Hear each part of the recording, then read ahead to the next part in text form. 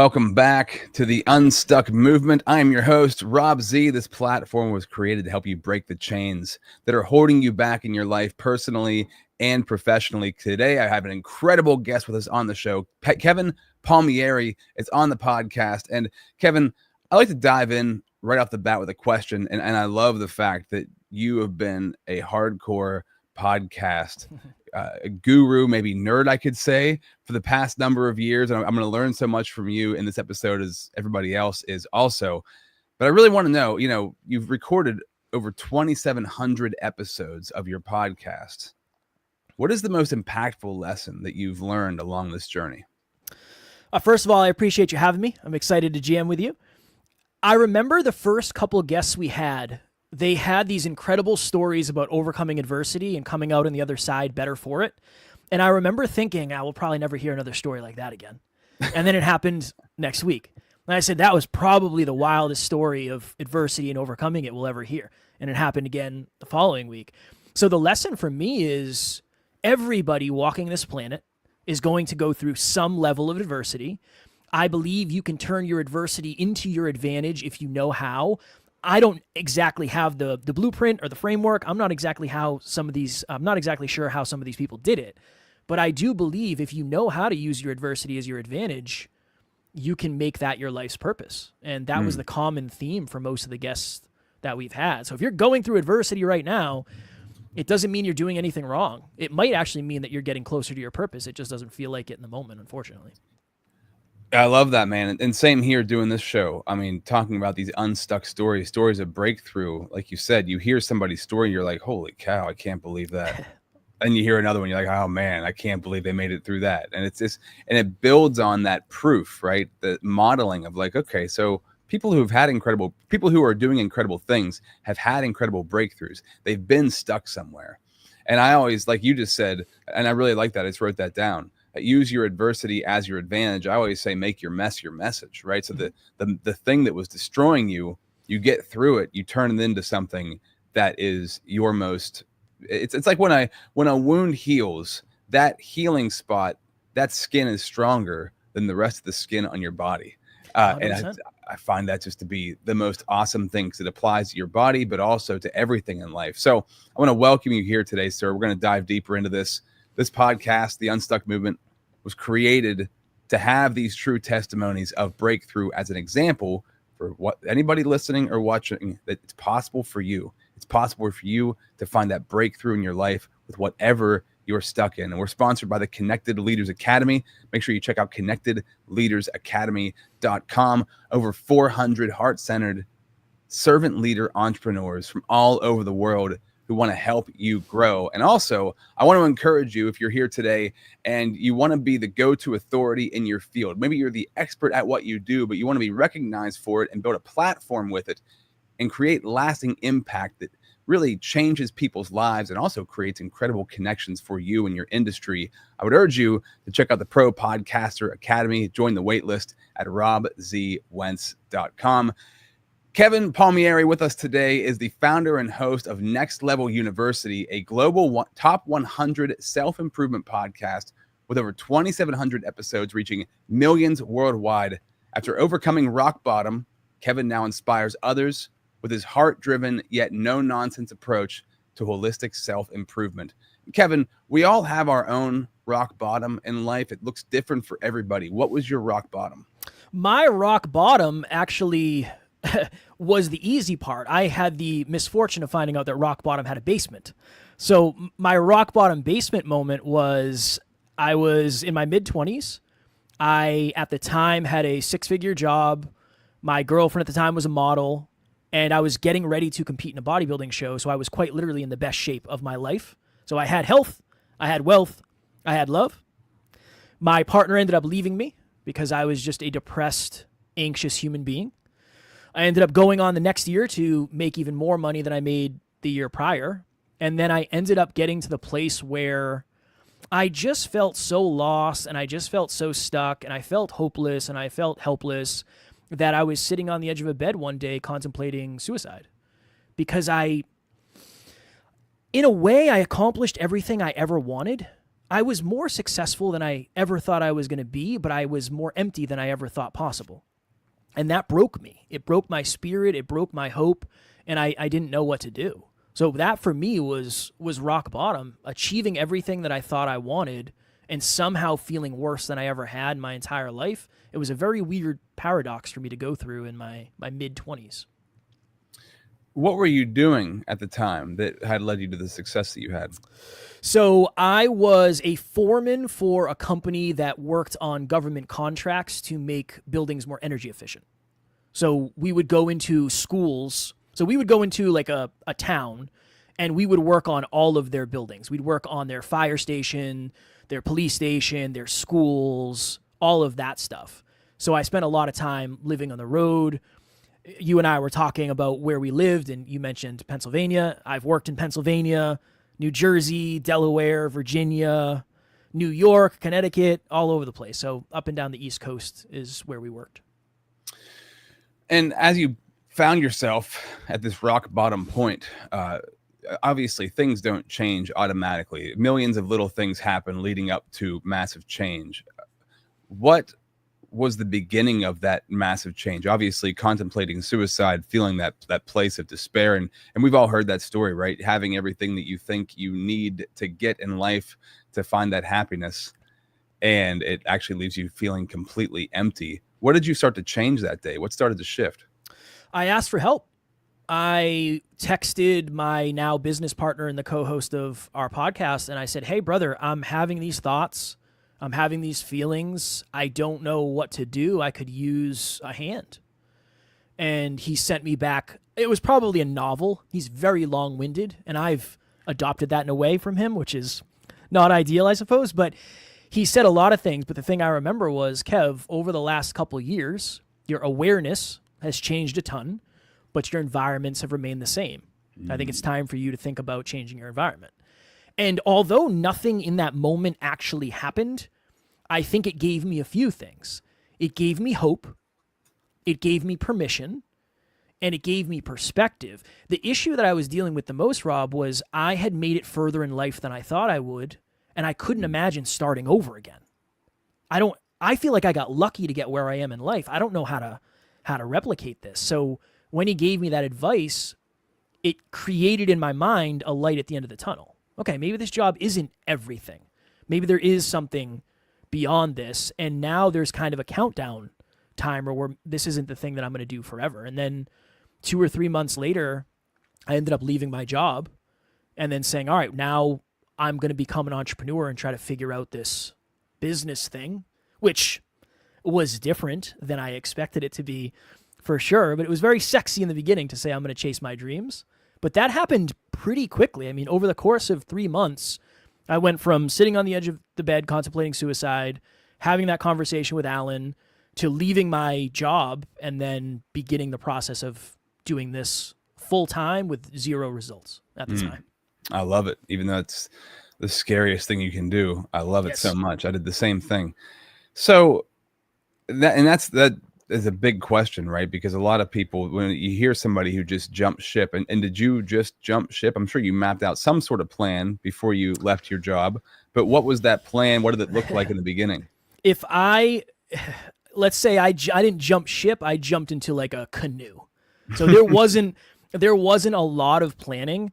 I moved from the apartment that my girlfriend and I had when she left me. I moved in with one of my best friends, so my rent got cheaper. And then I tried to save as much money as I could, so I ended up having like $10,000 in the bank.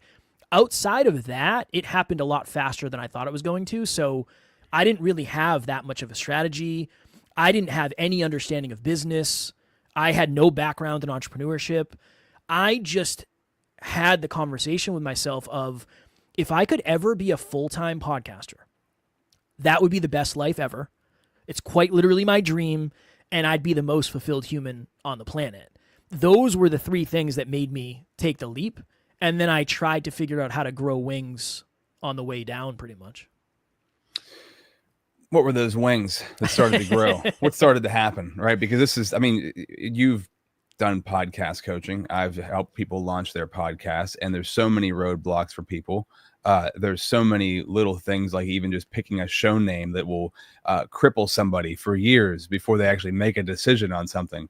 So to find the breakthrough that you did, how many years ago was this, first of all, that you decided to take that jump? Podcast started in 2017. I left my job in 2018. Okay. So you started the podcast before you left the job. Yeah. So you had something built there. When did you start to see things start to turn around with it? Like, oh, this is a viable source of income.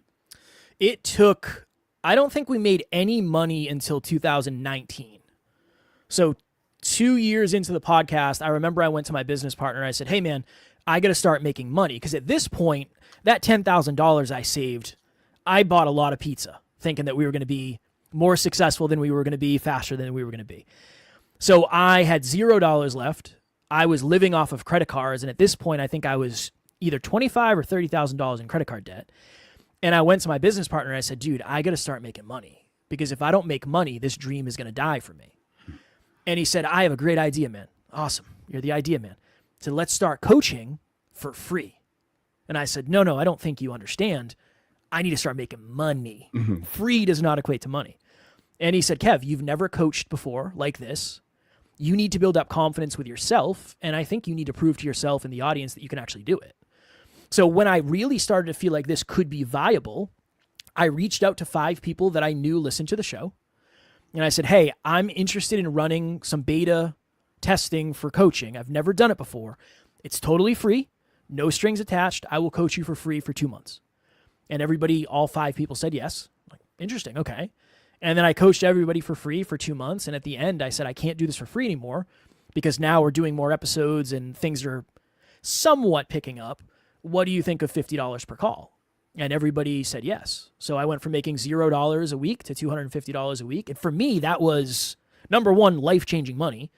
And number two, it made me believe that, oh, this is actually going to be a possibility that I could do. And that for me was the big jump point, because I think we realized pretty early on that we were never going to do ads or sponsorships or anything like that.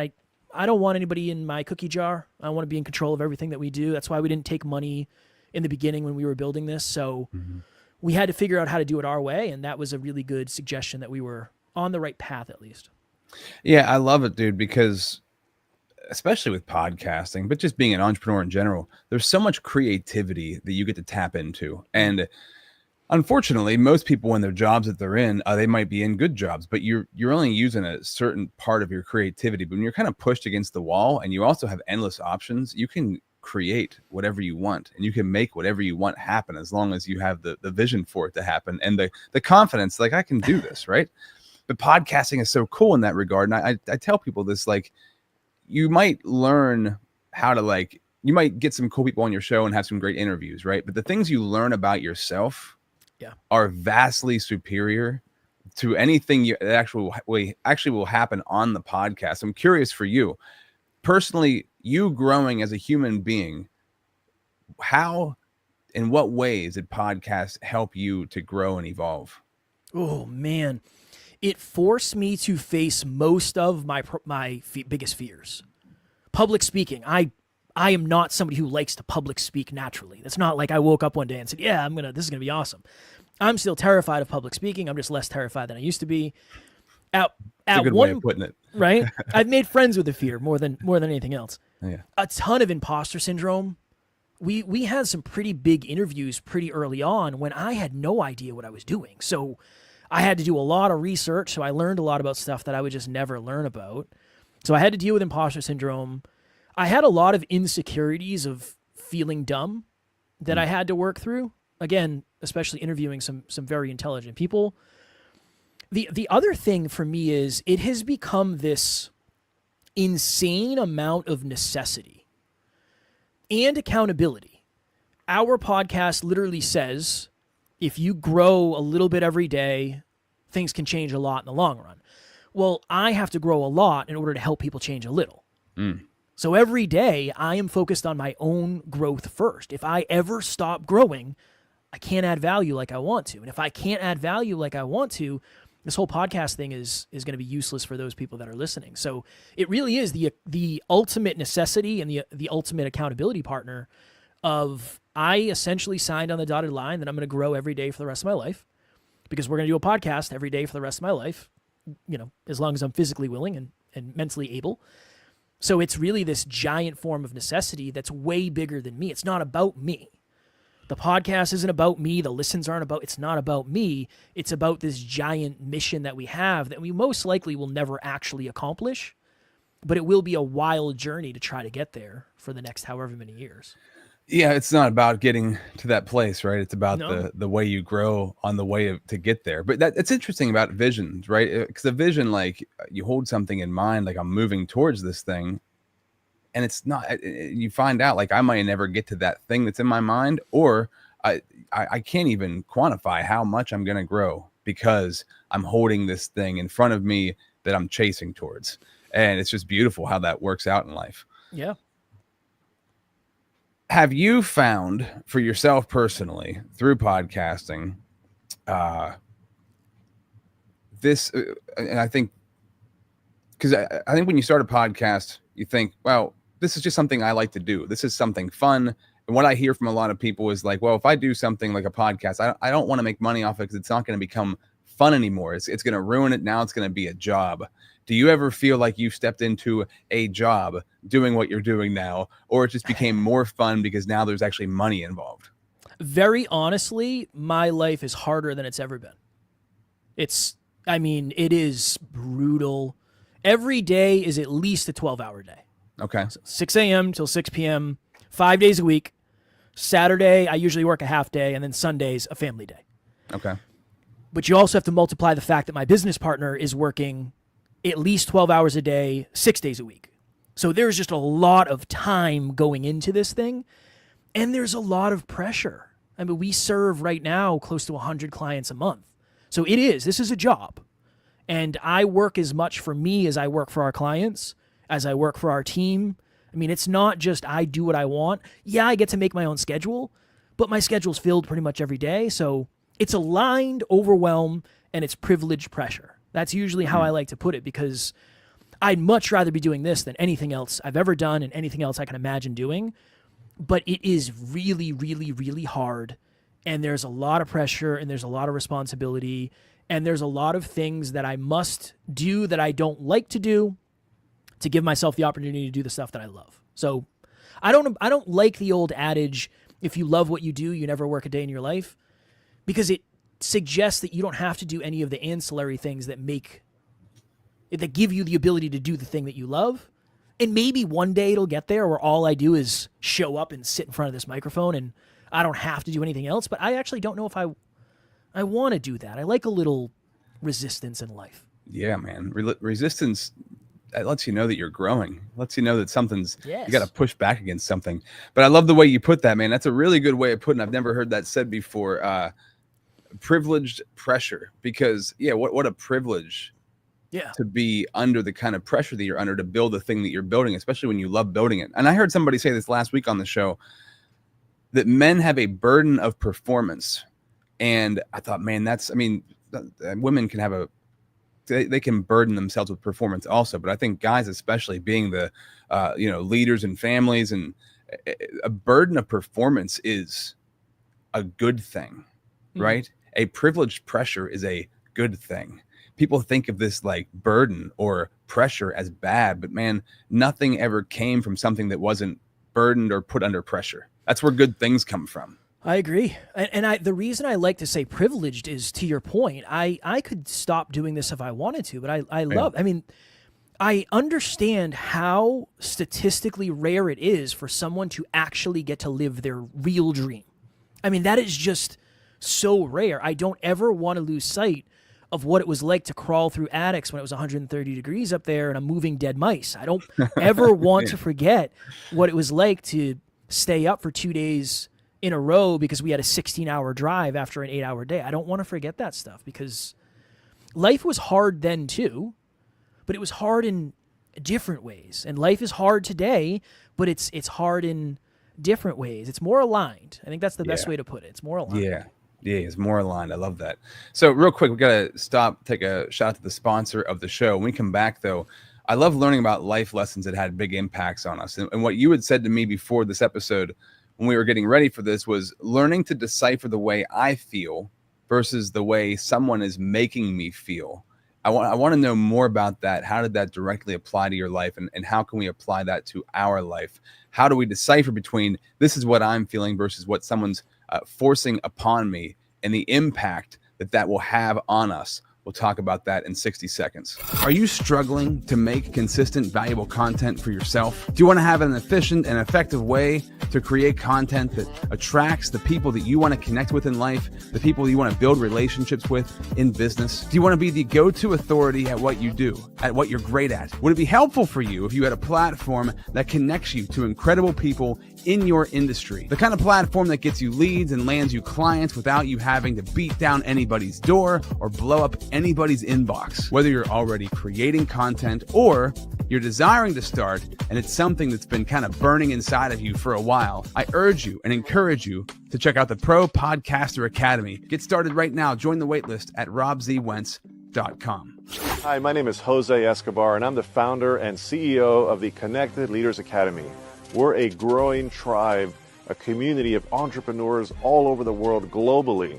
If you're an entrepreneur and you're looking to grow personally and professionally, scale your influence, develop your skill sets, move the needle in your business, more clients, more money, more profit, the bottom line, and of course, grow your circle and your network like never before, join the Connected Leaders Academy today. Check me out on Instagram and on Facebook, the @ JAESCO25. We look forward to having you join us. Take care. So, Kevin, great conversation, man. And I'm really curious about this. So what does this mean to you, deciphering between the way you feel versus the way someone else is making you feel? How did that apply to you? My business partner and I were in Florida for a speaking engagement that we were taking part in. It was an event that we were co-hosting. And we always work out on the road together. It's our thing. It's one of the backbones. It's one of the pillars. So we were working out with one of our friends. And I remember I felt very confident. I was looking good. I was moving heavy weight. I feel good. 10 out of 10 confident. So we finished the workout, and then we sat down in the gym, and then we started talking about business. And I had this very interesting internal shift where I started to think to myself, I think my business partner and this guy we're with are just super arrogant. Like, they're coming off as unreasonably arrogant. And then I sat with it for a second. I said, well, I know Alan really well. Like, Alan's like one of the best dudes I've ever met. He's got like the biggest heart in the world. And this other guy, one of our buddies, Eddie, I said, he's a great dude, like having massive impact in the world. Is this a me problem or is this a them problem? Is this me feeling a certain way because I am insecure and I am getting a mirror effect from what they're saying, or are they being arrogant? And the answer was I was insecure because I felt behind. I didn't feel smart enough. I didn't feel good enough. So I think anytime we find ourselves going inside and we are trying to villainize somebody else, one of the best steps, and it works for me at least, is I can say, which one of my triggers is this poking? Is it poking my not good enough, my not smart enough, I'm going to be left behind? Because if so, it probably means I have something to do with the way I'm feeling as well. Does it mean they're not arrogant? Not necessarily. But it might mean that that's not all it is. It might mean that there's something for us to take from that as well. So that's something I always try to take with me, because there's going to be 3 different versions of this conversation. There's going to be Rob's version, there's going to be Kev's version, and then you out there, whether you're watching or listening, you're going to have your own version, and all 3 of them are going to be different. So it's up to each and every one of us to figure out what part did I hold? Like, what's my responsibility from the way I'm feeling? Yeah, and being able to assess that on a regular basis is super important. You know, as you were saying that, I've been talking about this quite a bit lately with people in my personal life, because text messages, right? So if you're going to talk about anything relatively sensitive or important, you really should not be texting it. You should be either, at the minimum, send a voice note, but at best, talk to the person face to face. Because when you read a text message, you read it how you're feeling at the time. Right? Yes. I don't read the text how the person wrote it. I read because it's totally devoid of all context and emotion. It's just words on a screen. So I'm going to interpret it however I'm feeling. And what you're saying, man, is a really good point, because we can take in information, and we, like you said, that person might be arrogant, they might be whatever, but you're also going to interpret how you're feeling at the time. And if you're feeling insecure, it's going to bring out all of those insecurities that might be building up inside of you. And so it's great to be able to pinpoint, like, where am I off in this moment, and how can you reassess the situation from there? Because it's a really nuanced thing to do. It can be really difficult to do, because it takes a lot of awareness, and also it's so much easier to blame than to take your own personal responsibility and be like, oh, right, I need to do something about this. So I love that. What did you change after that day? Right. That sounded like that was a pretty pivotal, simple conversation, right? Something that probably happened a million times, but that day you had a different reaction to it. What did you change coming out of that? Yeah, I think I changed the fact that sometimes when we feel bad about us, we try to bring other people down with us. Misery loves company. I'm sure we've all heard that quote, and there's a lot of places where you can practice that. So what it did was it tried to give me empathy towards people who are misunderstood. I misunderstood them. And rather than trying to learn more about what I misunderstood, I went inwards and said, these people are terrible. I think we often villainize what we misunderstand. So I tried to do a better job of empathizing. And it came full circle.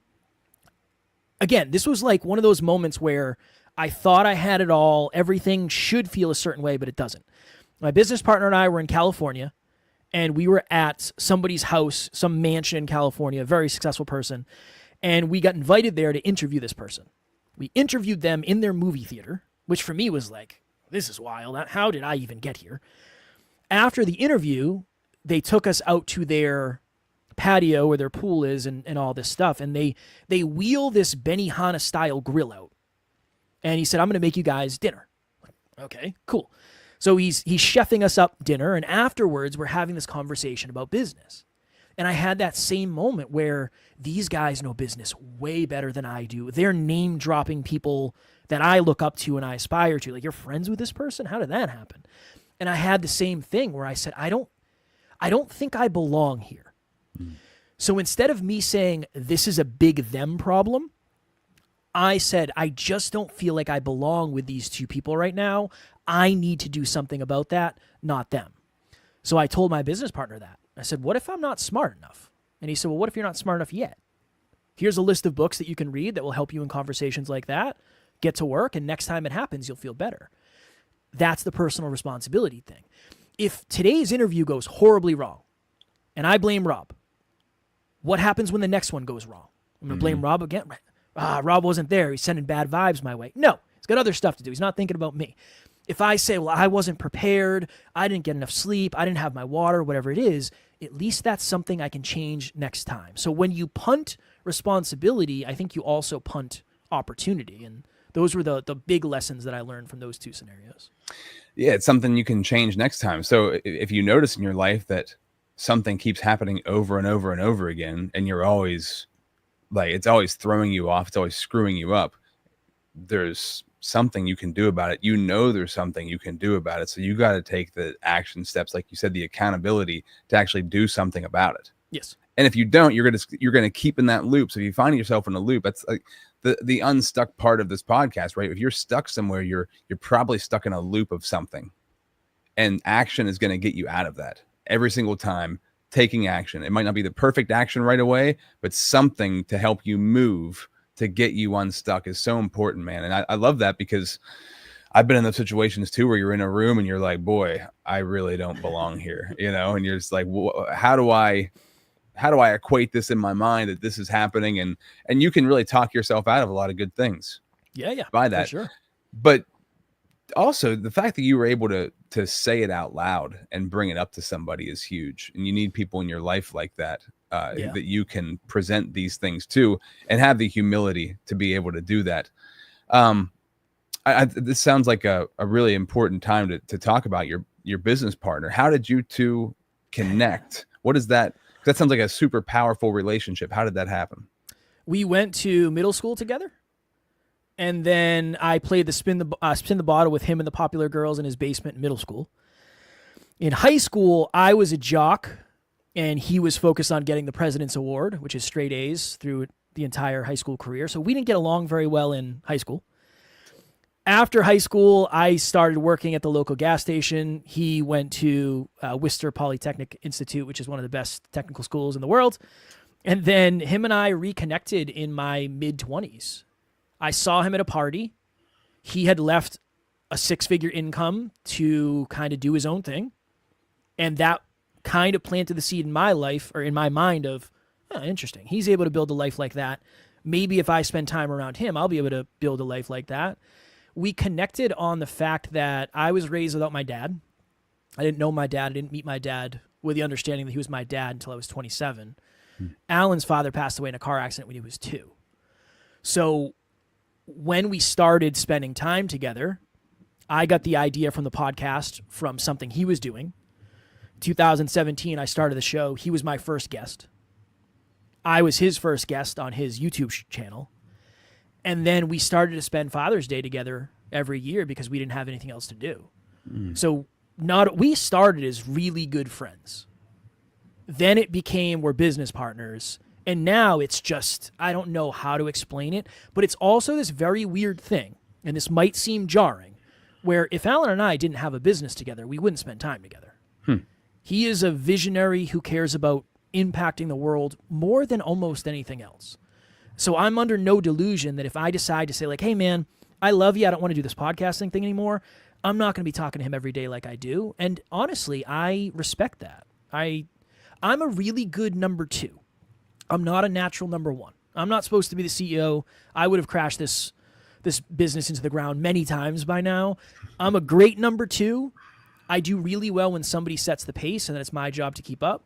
And that's what he does for me. He holds me accountable. He's been my mentor since day one. So we have a very special thing. And I think at the end of the day, we're both so focused on improving as men that there's no fighting, there's no arguing. We both want what's best for the business. And oftentimes what's best for the business is not what's best for us.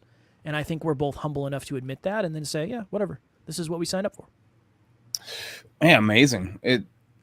It's really rare to find people like that in your life, especially on the level of, well, just that you guys went to school together, you've known each other for that long, and that it has transpired the way that it has, that you guys came back together, you were influenced by him, and you guys push each other. It's strange, Rob. It's very weird how this whole thing has worked out. Yeah. Those are the kind of things that you really can't, on paper, they don't make any sense, and they don't happen that way. So I love that, because those are always the best relationships. Those are always the ones that you're kind of like, huh, that's a wild situation. It's really weird how this always worked out. Those are the ones that when you're telling people to look for like a mentor in life, and this, at least this is how it happened for me, is like me trying to find a mentor. Somebody just fell into my lap, right? People fall into your lap, and you have to be intentional with them. But at the same time, it does seem a bit effortless when it happens the right way. If you're trying to force something, something's always kind of off there. Do you have a system? So obviously he's a mentor in your life. Have you brought other mentors in your life through what you've learned from him? What do you do with mentorship? Oh, yeah, we've had some really high level mentors, and we've taken a lot of lessons and a lot of experiences, and we've gotten a lot of opportunities. But I think when things can get a little bit cloudy is when you have misaligned core values, core beliefs, or core aspirations. So it's almost like what we've tried to do is we try to take the lessons from the person in the season of the climb, and then when it becomes misaligned, we just kind of move on, just because I don't think it's serving anybody at that level. We had a mentor one time who I loved, and I loved learning from, but one day we were on a call, and we were talking about our pricing and our business. And he said, wait, you guys only charge X amount? You might as well do it for free. It's like, you don't understand what we're doing, though. Like, that's very much a blanket statement thing to say when you don't really understand why we charge what we charge. For us, it's about mastery. It's about mastery first. I want to get really good at the stuff that I do, because when I get really good at something, I can impact more people. And then when I impact people and I impact enough people, then that's when the money comes. But I'm under no delusion that I should get paid for anything that doesn't have direct impact. So yeah, it's been a weird journey, because we've had some amazing mentors that just didn't work out. We've also had some amazing mentors where the closer I get to them, the more I respect them, because behind the scenes, they're way better than you'd ever expect. I got the opportunity to speak alongside my friend now, Evan Carmichael, earlier this year. And I left there saying he is way better. He's a way better man than I ever thought. Not that I didn't think he was a great man. I always did. But seeing him in his element with people and the way he pours into people, I was very inspired by that. So it's been a very interesting journey when it comes to mentors that have helped us and pushed us and taught us lessons. And I mean, obviously I wouldn't be the man I am today without the mentors I've had, right? I wouldn't have the lessons, but I also wouldn't have the ability to question certain things at the level I do now. Yeah, with some people you have to eat the meat and spit out the bones. Yes. Right? Well said. There's some people where it's like, okay, I got the things I needed to get from it. And that's a lot of books are like that, right? You might have a 600-page book. There might be 50 pages that are really impactful. And you got to know, okay, I got what I needed from this. Time to move on. When you said you're working towards mastery, not towards like a certain dollar amount, what does that practically look like? 'Cause I think that's hard for a lot of people to wrap their heads around, right? Because most people, they equate the more money you're making to the better you are at a thing. But when you're working towards mastery, that can look different. What does that mean to you? Oh, what does that mean? Yeah, what does it mean for you to, they say mastery is, 10,000 hours or something, or, 10 years doing something to be a master at it. How do you approach that in your business with what you do? I think about the reps, and then I think about the 1% improvements, and then the 1% wins from each rep. So I think the best way to explain it is, at this point, I've been a guest on close to 1,000 podcasts. I have never once, and the team has never once asked, how many listens do you have? I don't care. I don't care if this is your first episode. I've been the first episode on so many podcasts. It's not about that. I think a lot of people would say, well, is that the best use of your time? In the short run, it doesn't seem like it. But if I improve just a little bit, one of the best things about going on a podcast that has no listens, oftentimes the person is very new. And it tests you in different ways. This is an easy one for me, Rob, because you've been doing this for a long time. So it's not challenging me in that way, challenging me in a different way. That's how I think of mastery. I think of do the rep. What is the most important win? Cool, let's check that off. And then what is the most important improvement? Cool, let's check that off. And then the other thing I think about is I do way more behind the scenes than I do in the front of the scenes. So right now I track, I think I track like 20 habits a day and 10 metrics every day. That is where the mastery is really created. The morning routine, the books, the gym, tracking the finances, that type of stuff. So much of mastery comes from the prep before the rep. So that's how I look at it now. I want to do as many reps as humanly possible. And even if it's not the big game, even if it's not the Super Bowl, I want to make sure that I give the best performance I can, and then I reflect, and then I perfect based on that. That's what I think of from a perspective of mastery now.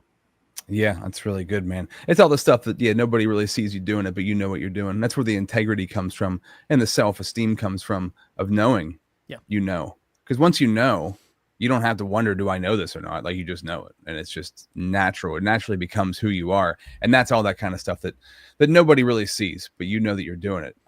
Great stuff, Kevin. This is awesome. I love talking to you, and I love what you're doing. Your platform's incredible. So it's so cool to see such dedication, because sometimes podcasting can be looked at as like, it's just a podcast. Like, what does that mean? But to have a really good platform that, number one, makes you an income, but also impacts people and people actually want to listen to it. There's a lot of work that goes into it, a lot of practice and time that goes into it. And you got to be super intentional with wanting to grow and wanting to be better. So I can tell that's a big part of what you do. I want to invite everybody who's watching or listening right now. They can join your Facebook group. You can go to facebook.com, go to the group section, search the Next Level Nation. What can they expect if they join the Next Level Nation? We post in there every single day, and the ultimate thought is, how do we help you gain a new awareness? That's really it. I think awareness is at the root of every change that ever happens. You can expect a lot of positivity, you can expect a lot of encouragement, and you can expect accountability and consistency, because those are two things that we're very big on. So that is what you can expect from Next Level Nation. Very cool. Join the group on Facebook, The Next Level Nation. Also, if you want to be the authority in your space, you want to launch your platform, check out robzwentz.com. You can join our wait list right now. Kevin, anything you want to leave the audience with before we sign off? This is something you and I talked about a little bit behind the scenes, and it's very clear that you did your prep, which I'm always very, very grateful for. You're a professional. From day to day, progress is essentially invisible. You can't see it. It ceases to exist. But from year to year, progress is impossible to miss. That is one of the best quotes that I could ever give, and that's one of the best, I would say, philosophies that you can hold, because that's what mastery is about. From day to day, I'm not getting any better at this measurably. I did podcast episodes yesterday. I got a bunch today. I got a bunch tomorrow. By the end of the week, I might actually be worse in the vacuum of this week. But if I compare that to the same time last year, there should be a pretty significant difference. Yeah, absolutely, man. I always refer back to the book, The Slight Edge, one of my favorite books. It's simple daily disciplines. They're easy to do. They're easy not to do. But the compound interest of both of those things over time is immeasurable, and you can see it. So good stuff, dude. I love that. Man. Yeah, man. Thank you for being a part of the Unstuck movement. Another true testimony of breakthrough. We'll catch you next time.